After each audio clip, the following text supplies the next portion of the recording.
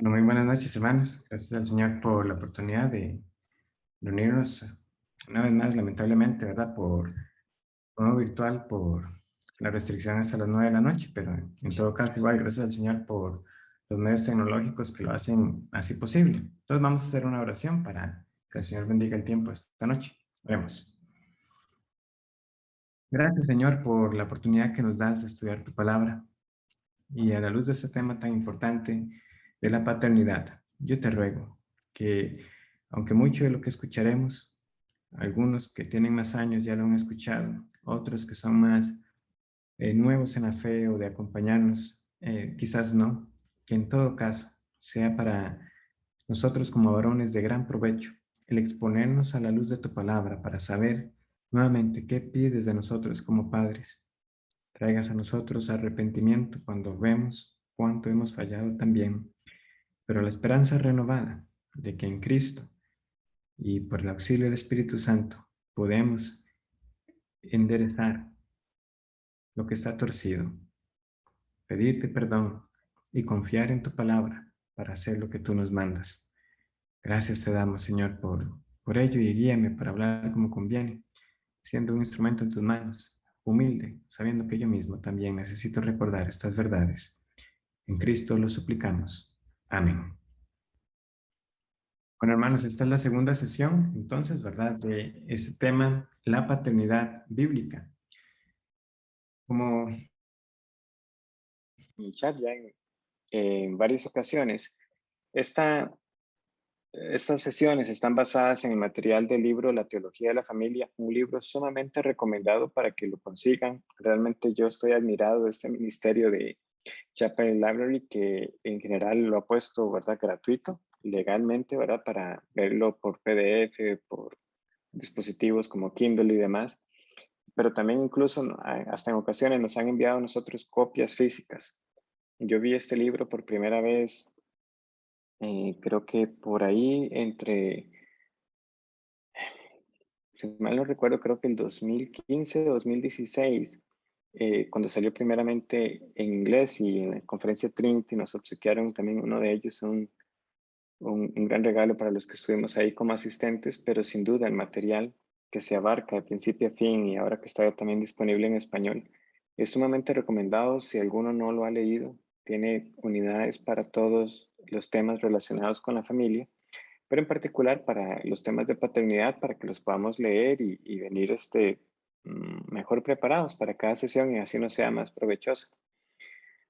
En mi caso, ¿verdad? En esta segunda sesión vamos a tener unas ideas extendidas, ¿verdad? Basadas en los artículos de Juan Calvino, llamada La principal responsabilidad de un padre, y también la supervisión de un padre por parte de Juan Bunyan.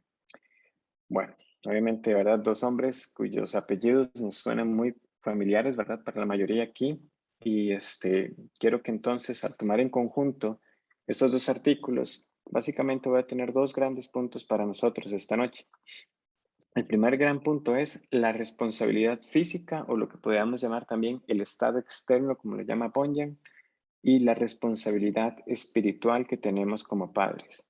Entonces, nuestra responsabilidad con el estado externo, ¿verdad? Lo físico y nuestra responsabilidad con la parte espiritual. Ahora, cuando hacemos esta distinción es simplemente reconociendo lo que el Señor ha hecho en nosotros. Somos como personas, cuerpo y alma, y debemos velar por ambos, obviamente, en un sentido, ¿verdad?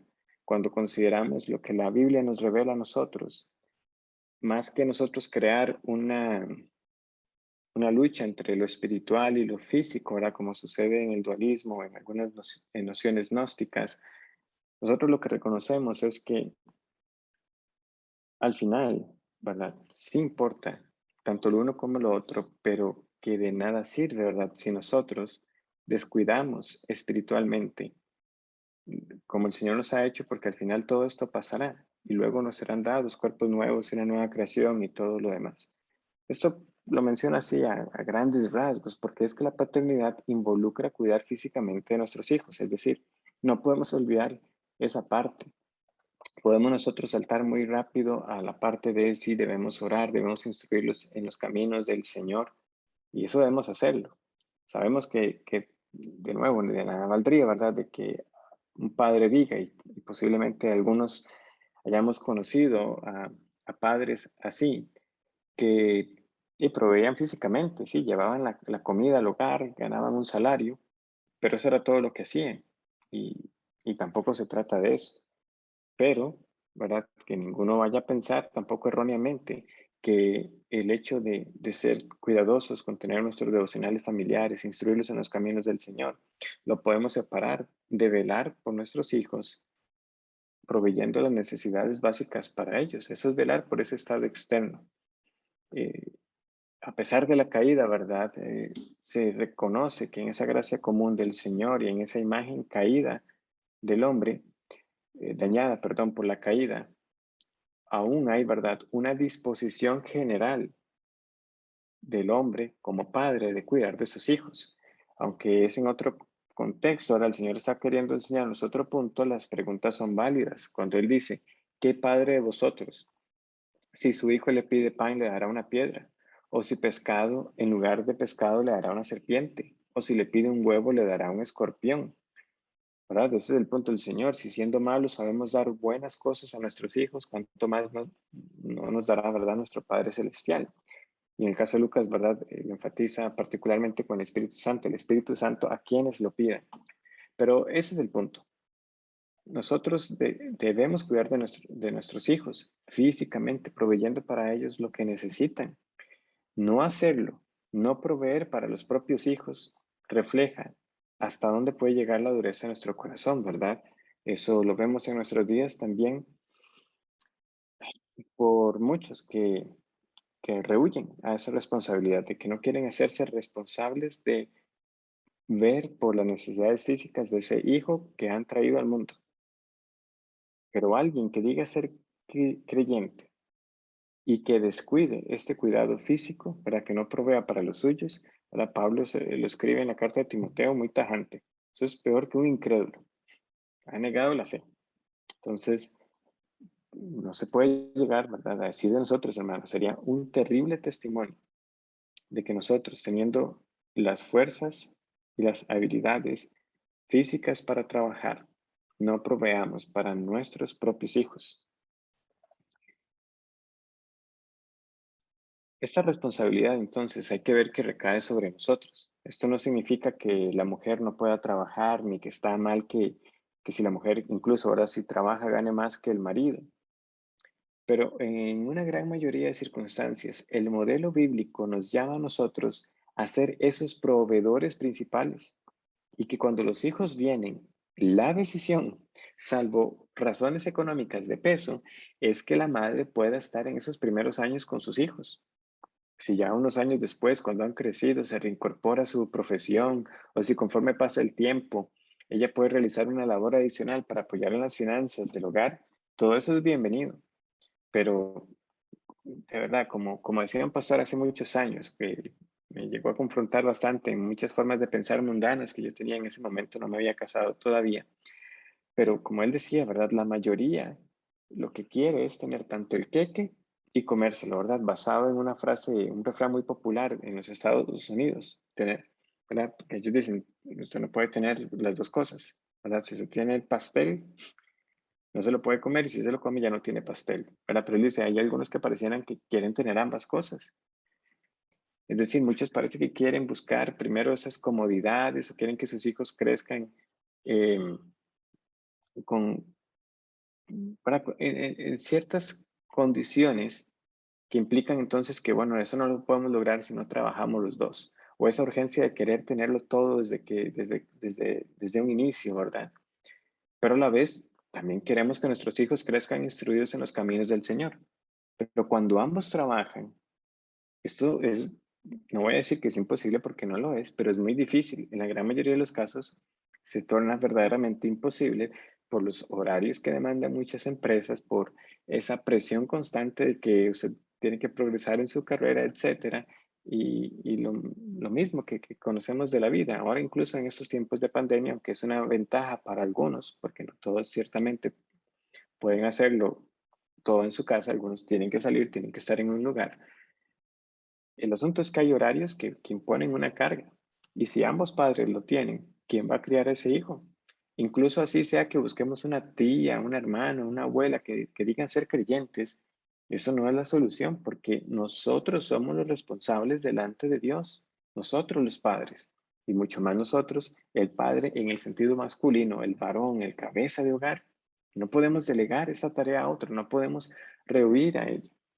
Entonces, parte de esas decisiones sabias que muchos aquí han escuchado, ¿verdad? En las consejerías prematrimoniales, es que se necesita, ¿verdad? Que estén de acuerdo en qué van a hacer cuando vengan los hijos. Quizás al inicio, recién casados, ¿verdad? Ambos pueden trabajar, pero y cuando vengan los hijos, está claro cómo van a hacerlo. ¿Verdad? De nuevo, como les digo, puede haber ciertas condiciones económicas, consecuencias de un pasado, deudas, temas así que pudieran, ¿verdad? Dificultar una decisión así para algunos. Pero en general, nosotros debemos evaluar porque es que habría resistencia para hacerlo de esta manera, por lo que los demás dirán, porque realmente eso es lo que queremos, tener ese auto del año, un segundo auto, vivir en cierto condominio, pertenecer a un cierto club. Son asuntos que pueden esperar y que no son indispensables. Y aunque digamos que no estamos pecando de avaricia o envidia por ostentar cierto estatus, nosotros nos exponemos y exponemos a nuestros hijos a un descuido.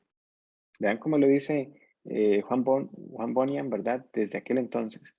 Presta atención, no sea que te dejes llevar tanto por este mundo que te obstaculice a ti y a tu familia de esos deberes que tienes para con Dios. No, presta atención, no sea que te dejes llevar tanto por este mundo que te obstaculice a ti y a tu familia de esos deberes que tienes para con Dios, a los que estás obligado por gracia, como la oración privada, la lectura de las escrituras y la comunión cristiana. Muy bien, pero como les decía al inicio, hay que ser precavidos acá, porque como hombres creyentes también podemos caer en la trampa de que por trabajar y llevar el sustento a nuestro hogar ya estamos cumpliendo. Este aspecto externo, físico, no solo es dar comida, techo y un vestido. Como les digo, es lo mínimo que debemos buscar proveer para nuestros hogares, algunas capacidades, las condiciones que el Señor nos permite, de acuerdo a lo que prospera en nuestras labores, pero también se refleja en otros asuntos que son concretos, ¿verdad? Por ejemplo, la disciplina y amonestación del Señor. ¿Estamos disciplinando a nuestros hijos por ofensas contra Dios o por algo que hicieron contra mí? Este es un aspecto físico, ¿verdad? Esta disciplina en última instancia se traduce en que hay consecuencias en el hogar por ciertas cosas. Pero ¿por qué lo estamos haciendo? En especial cuando estamos en esa edad en la que entendemos que esa disciplina física aún tiene un papel que jugar. No seas, dice también, añade Juan Bonian, no seas como aquellos que se enfurecen y miran fijamente como locos cuando se les hiere, pero que se ríen o al menos no reprenden con sobriedad ni advierten cuando se deshonra a Dios. Prestamos atención, hermanos, de verdad, de que aquellos que tenemos hijos, de que sean claras las razones por las cuales los disciplinamos. ¿Viene la disciplina como consecuencia de haber ofendido a Dios o depende de cómo ya está en ese día? ¿O es porque es algo que está irrumpiendo en la tranquilidad? O ese día yo no quiero mucho problema aquí, entonces voy a aplicar la disciplina con esa motivación. En días pasados, no he finalizado, pero estaba escuchando un audiolibro acerca de, igual de la paternidad, la crianza cristiana de Joel Dickey, y él mencionaba un punto que me dejó reflexionando mucho. Él dice, crecen nuestros hijos con una incertidumbre, porque no saben cómo está nuestro humor en cierto día. Estoy parafraseando un poco, pero entienden la idea, ¿verdad? De que incluso algunos de nosotros llegamos a ver en nuestros propios hogares, uno estaba como sondeando, ¿verdad? Cómo estaba el humor de mamá, el humor de papá en cierto día y a ver si ese día entonces le pedía como cierta cosa o se le pedía algún dinero, se pedía algún permiso. Están creciendo nuestros hijos de esa manera, porque dependiendo del día, ese día sí somos dados a disciplinar, pero de nuevo no porque estamos preocupados por si fue una falta a Dios, sino porque nuestra paz fue alterada, porque ese día andamos con los fusibles sensibles. que se disparan por nada.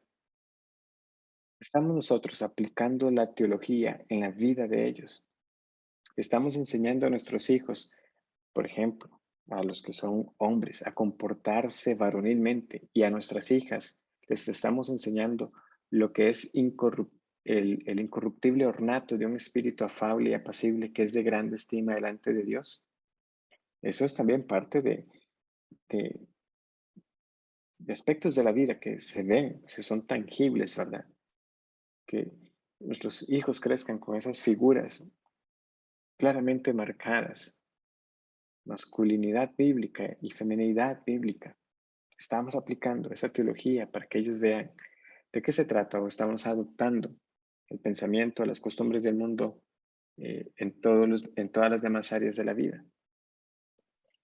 Ahora, en segundo lugar, tenemos la paternidad y el estado espiritual, ¿verdad? Ya, como les digo, esto ha sido apenas una pincelada acerca de nuestro cuidado en el aspecto físico, y sin duda no podemos descuidar el estado espiritual de nuestros hijos.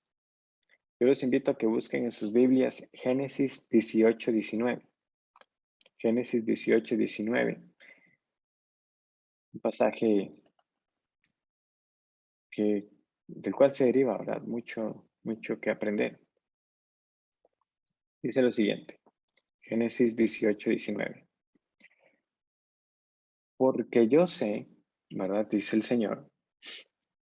Porque yo sé que mandará a sus hijos y a su casa después de sí, que guarden el camino de Jehová, haciendo justicia y juicio, para que haga venir Jehová sobre Abraham lo que ha hablado acerca de él.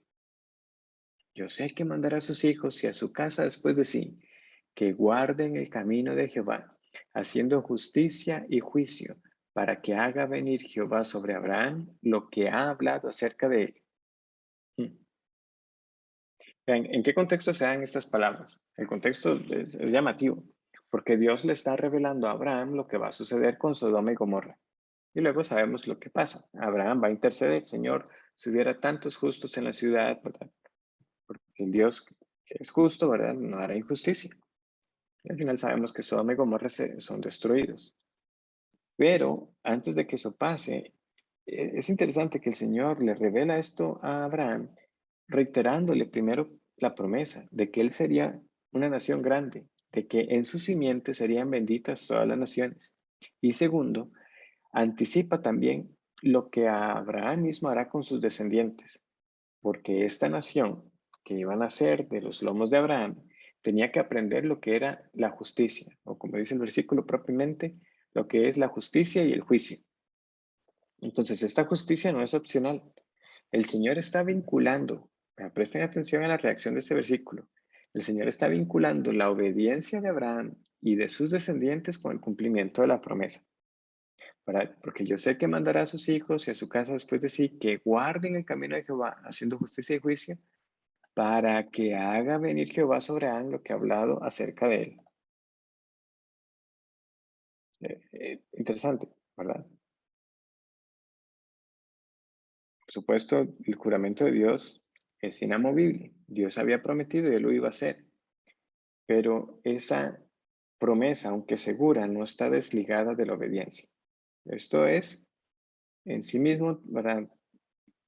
Se nos puede parecer un poco, pero hay ciertas diferencias, ¿verdad? Con lo que pasa en Sinaí, ¿verdad? Ese pacto condicional. Lo que quiero que notemos aquí es esta relación. El Señor ha dado una gran promesa a Abraham, pero a la vez, Él le está indicando a Abraham que la obediencia no es opcional, es algo que se da en ese contexto del pacto. Ahora, ¿cómo iban a aprender los descendientes de Abraham a guardar el camino de Jehová? ¿Cómo? Eso también debemos tenerlo en cuenta, porque Dios se ha revelado a Abraham, pero Abraham no tenía esta revelación por escrito, ¿verdad? Abraham no tenía, como nosotros, las escrituras completas. Y no obstante, vean que el Señor, aun con lo que le ha revelado a Abraham, Él está esperando que su siervo instruirá y enseñará a sus hijos en el camino de Jehová. Por eso les digo, me llama poderosamente la atención este pasaje. Y vean también esta nota que pone aquí Calvino respecto a este versículo. Lo que debemos recordar de este pasaje es, en resumen, que nadie será jamás un buen maestro a menos que sea alumno de Dios. Nadie será jamás un buen maestro a menos que sea alumno de Dios. Entonces, independientemente de la ausencia de una revelación escrita para Abraham, lo primero es que Abraham como tal supiera quién es Dios. Y esto nos lleva a una pregunta muy básica. ¿Qué enseñaremos a nuestros hijos si primeramente no conocemos a Dios? ¿Qué enseñaremos a nuestros hijos si nosotros no conocemos a Dios?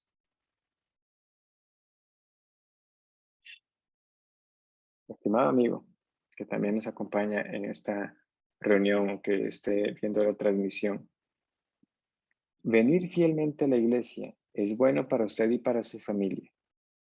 Pero si eso es lo que usted toma como el único cuidado para su familia, porque a usted mismo le da igual si se cree en Dios o no, siempre y cuando las personas vivan con cierto estándar moral, entonces usted no está cumpliendo con el mandato de Dios para usted como padre. En las escuelas dominicales para niños no surgieron para sustituir la labor como padres. Y aún si no hubiera escuela dominical para niños, como les digo, el venir con regularidad a la iglesia, sí, usted debe procurar que su familia esté ahí con usted. Pero la pregunta es usted, o sea, ¿cree usted en ese Dios al que está trayendo a su familia a adorar, en ese culto público? Dios ciertamente puede salvar a nuestros hijos a pesar de nuestra incredulidad, si es el caso que usted fuera incrédulo. Pero la influencia que ejercemos sobre ellos es mucha. Y en lugar de ser obstáculos, lo deseable es que nosotros seamos esos instrumentos que más bien favorezcan en nuestro hogar una opinión apropiada de la religión cristiana y del Dios al que decimos servir. Y tenemos entonces mucho de qué arrepentirnos cuando este no ha sido el caso, cuando el cuadro que estamos dando no corresponde. Esto es lo que decimos, pero esto es lo que nos ven a hacer. Del mismo modo, entonces también debemos considerar que si somos padres creyentes, debemos ser buenos estudiantes de las Escrituras. De nuevo, porque de qué otro modo podemos enseñarles a que guarden el camino de Jehová si no nos adentramos nosotros a conocer a este Jehová y cuál es el camino de Jehová. Como les decía, ¿verdad? Incluso sin la revelación escrita, Dios le mostró lo suficiente a Abraham para que conociera cuál era su voluntad. Y también, ¿verdad? La escritura nos muestra a nosotros que aún con esa revelación limitada, pero revelación al fin y al cabo y revelación eh, infalible, la fe de Abraham estaba puesta en uno que iba a venir después de él, al punto, ¿verdad? Que Jesús habla, ¿verdad? Que de que Abraham se alegró de ver su día. Y Hebreos 11 luego nos dice, ¿verdad? Esa esperanza que tenía Abraham. Él cuando sepultó a su esposa lo hizo con esperanza. ¿Por qué? Porque él esperaba la ciudad que tiene fundamentos, cuyo arquitecto y constructor es Dios. Esa era la fe de Abraham. Ahora, cuanto más nosotros debemos ser entendidos en la voluntad de Dios y en el Evangelio con la revelación ya completa. Ser cabeza de hogar es un llamado a ser dedicados a la palabra y a la oración. No es ese cuadro incorrecto, ¿verdad? De que uno está sentado ahí esperando que hagan todo para uno. No, nosotros no estamos para ser servidos, sino para servir. Y en cómo se ve este servicio, precisamente en siendo hombres diligentes, no hombres perezosos y vagabundos, para entender las escrituras. Como, eso es muy complicado, yo no soy pastor. No, es que esto no es para los pastores, o esto no es para los que son oficiales, o para los que anhelan el pastorado. Es para todo hombre. Todo hombre debe entender de que si es cabeza de hogar, y aquellos que tienen el deseo de casarse deben entender que van a ser cabezas de hogar, deben ser estudiantes de la escritura.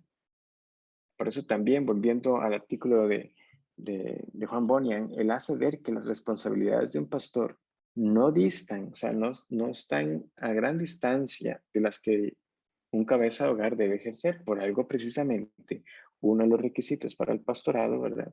No solamente es que el hombre sea em, apto para enseñar, sino que también sea cuidadoso de su propio hogar, ¿verdad? Porque el que no sabe gobernar su propia casa, ¿cómo gobernará, ¿verdad? En la iglesia. Pero bueno, vean lo que dice. Un pastor debe ser fiable e incorrupto en su doctrina. Bueno, también debe serlo la cabeza de una familia. O sea, el hombre de la casa no puede ser tan ignorante de las escrituras que no esté atento a cuando una herejía o una enseñanza peligrosa se está infiltrando en su propio hogar. Nos dice también que un pastor debería ser apto para enseñar, reprobar y exhortar. Bueno, también debe serlo el cabeza de familia. O sea, un hombre que no reprueba, exhorta en su propio hogar, no está ejerciendo la autoridad que le ha sido dada bíblicamente. También dice que un pastor debe ser ejemplar en fe y santidad. Bueno, también debe serlo el cabeza de familia. David dice, entenderé el camino de la perfección, en la integridad de mi corazón andaré en medio de mi casa. Debemos ser ejemplo. Ahí luego ustedes pueden ver las citas que están, ¿verdad? Por el tiempo no voy a leer todas ellas. Y finalmente, el pastor está también para unir a la iglesia y cuando ya están todos juntos, orar entre ellos y predicarles. Bueno, eso también es digno de elogio entre los cabezas de familia cristianos, que más bien une a la familia, los une en esa adoración y toma el tiempo para enseñarles la palabra. Sí, con humildad, reconociendo que no todos tenemos las mismas capacidades, que no todos tenemos las mismas oportunidades para estudiar con mayor profundidad las escrituras, pero como les digo, hermanos y amigos, un hombre que conoce su Biblia y que además aprovecha la instrucción que recibe en el púlpito, poco tiene que envidiarle al estudiante de seminario, poco tiene que envidiarle, pero eso sí, un hombre que conoce su familia, perdón, su Biblia. Y quiero aprovechar para hacer el comentario, ¿verdad? Que debemos aprovechar entonces los recursos que tenemos. Hermanos, somos demasiados privilegiados al contar con muchísimo material ya grabado. Como también recientemente en una conversación con unos hermanos en la iglesia, o sea, la lista que nosotros tenemos ahí a lo largo de los años, tanto en series de sermones y de los cursos, eso es material que perfectamente te corresponde con un diplomado, un bachillerato de un seminario. Pero como les digo, no quiero centrarme en esa parte como de jactancia académica. Lo que quiero decir es, tenemos mucho que podemos aprovechar. Y a eso tenemos que sumarle que vivimos en una época en que hay muchos libros buenos y gratuitos que se pueden conseguir, y ya también en español. Muchas versiones de las escrituras a nuestro alcance. Estamos sin excusa para que nosotros mostremos lo que es la justicia y el juicio. Esto es, que le enseñemos a nuestros hijos el amor a Dios y al prójimo, a que amen la verdad y la misericordia, que tenemos en la palabra no una camisa de fuerza, sino el camino que Dios bendice.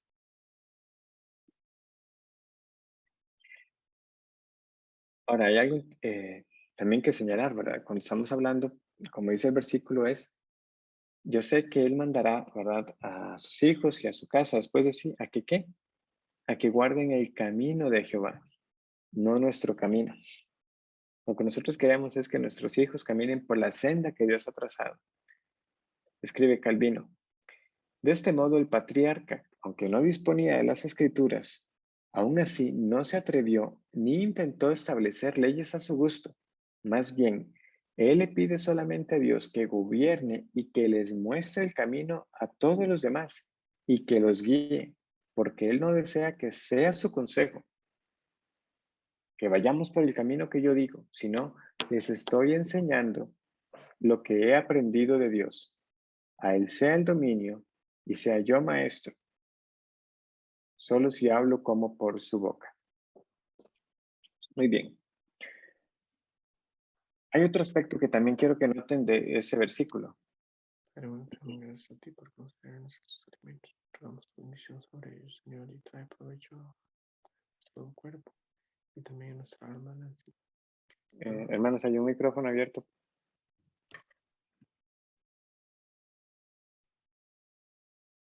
Quiero que noten algo más en este versículo. Dice que yo sé que mandará a sus hijos y a su casa después de sí.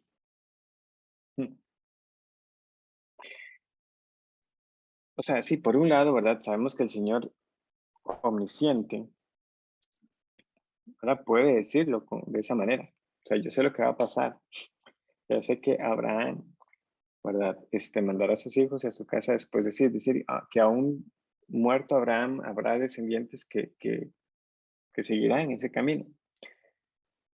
Pero yo quiero que también veamos ese aspecto de la influencia que nosotros podemos ejercer aún, aunque ya no estemos aquí.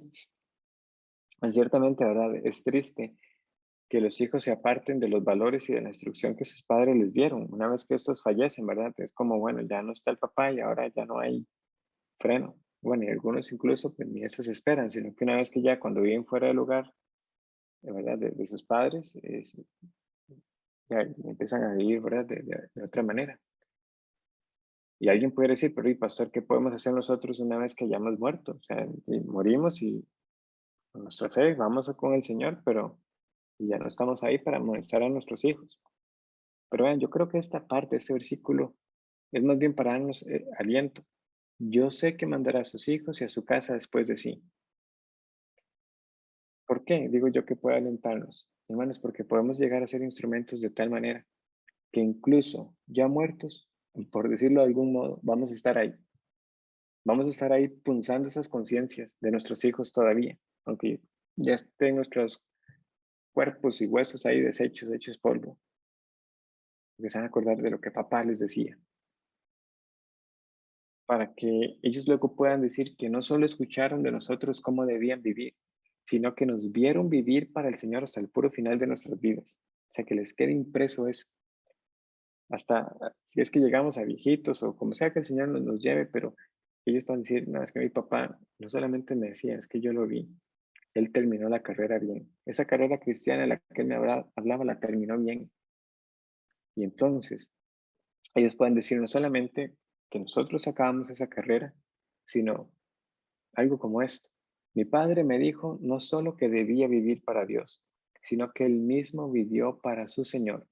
Y yo sé que mi vida debe honrar a Dios y al honrar a Dios, al Dios de mi padre, también voy a honrar la memoria de mi papá.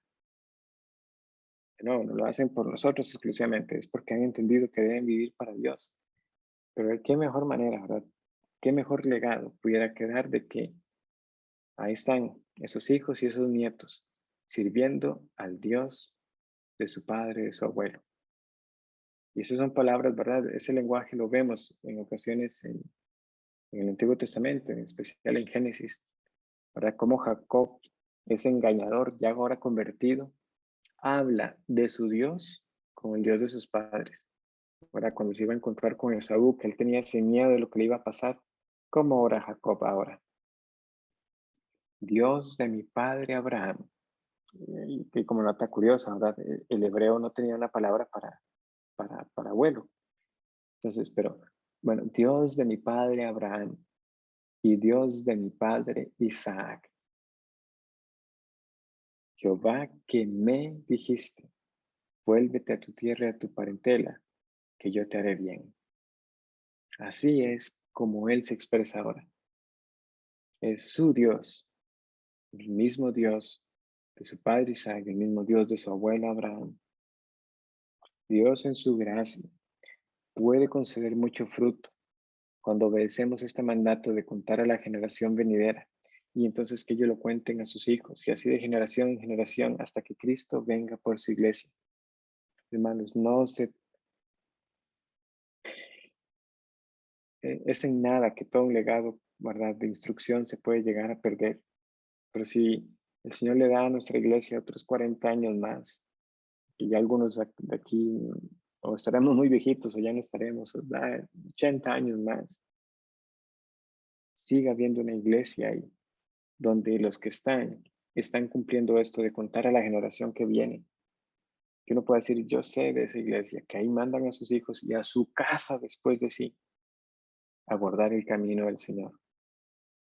Busquemos el Salmo 78, por ejemplo. Salmo 78, versículo 4.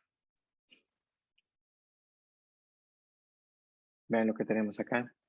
Dice, no les encubriremos a sus hijos, contando a la generación venidera las alabanzas de Jehová y su potencia y las maravillas que hizo.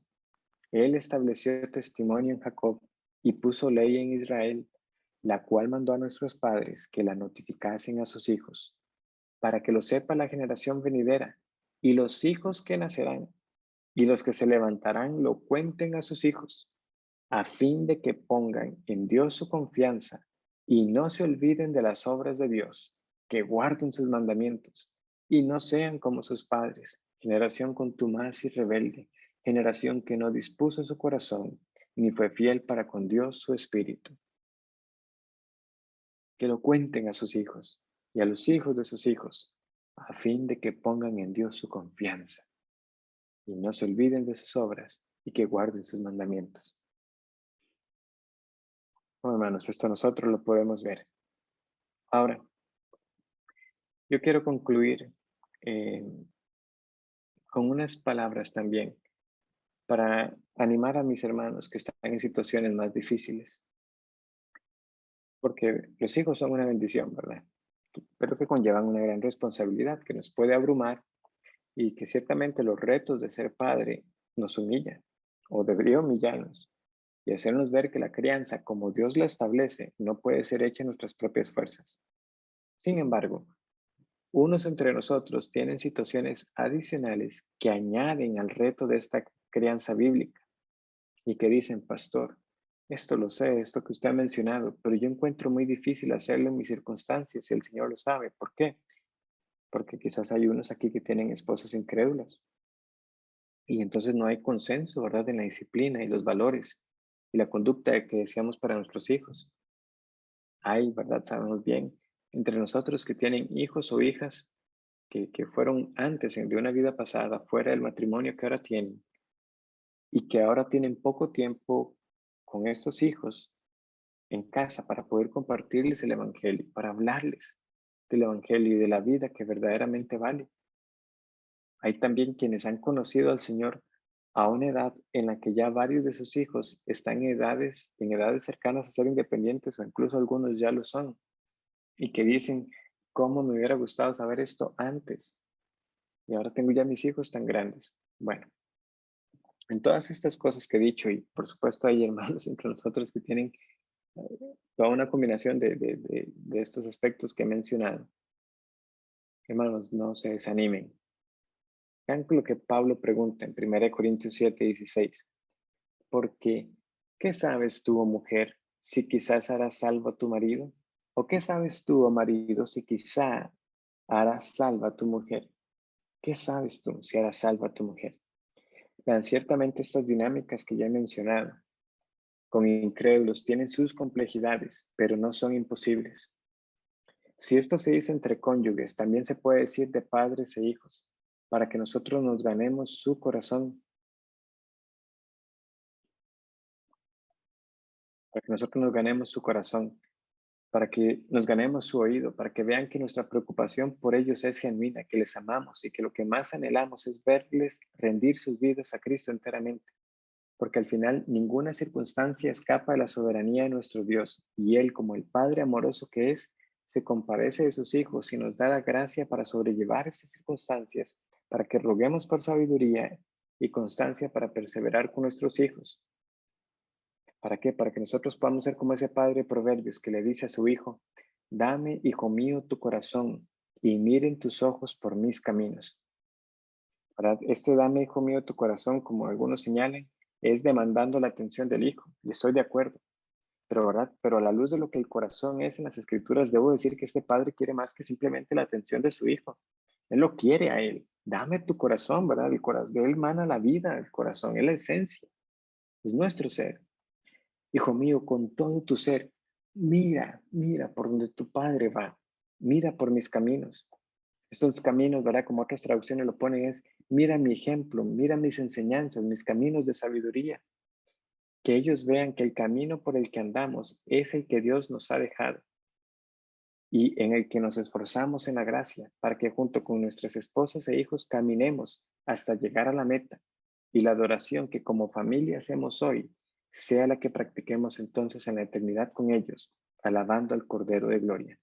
Bueno, hermanos, que estas palabras nos animen, traigan arrepentimiento, pero también el, la convicción de que el Señor nos auxilia para cumplir esta tarea, de cuidar tanto por el bienestar físico y la crianza de nuestros hijos como tal, pero sobre todo para guiar a nuestras familias y a nuestros hijos a adorar a este Dios.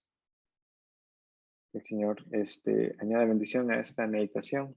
Oremos. Padre, gracias por este espacio que nos has dado, que reflexionemos, que aprovechemos estas enseñanzas, sabiendo que sigues trayendo tantos pequeños a la congregación y por lo tanto que no seamos nosotros de los que luego más bien nos arrepintamos por no aprovechar. Esto me lo dijeron y no lo aprovechamos, en especial los que tenemos hijos todavía más pequeños, pero que todos acá, independientemente de las circunstancias, tomemos nota y entendamos la gran responsabilidad que tenemos, pero que también nos das de tu gracia y del Espíritu para llevar esa tarea a cabo. Te ruego entonces por el resto de ese tiempo de oración que tú lo bendigas. En nombre de nuestro Señor Jesús te lo pido, porque por Él nos escuchas. Amén.